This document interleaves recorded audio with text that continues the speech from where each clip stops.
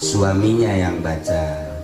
Suaminya baca ayat wasiqal ladzina taqaw ilal jannati zumara hatta idza ja'uha futiyat abwabuha sampai selesai, sampai salamun alaikum tibtum fadkhuluha khalidin. Tiupin di sini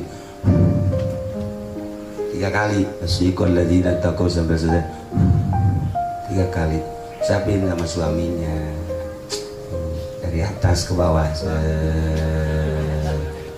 dari bawah ke atas, dari atas lagi ke bawah, terusin boleh terus.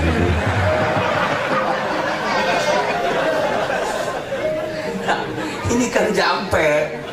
Nah hikmahnya ntar kalau anak itu lahir insya Allah menjadi anak yang soleh, kan sekarang susah. Jangan cari yang soleh, yang mau mondok aja susah ya.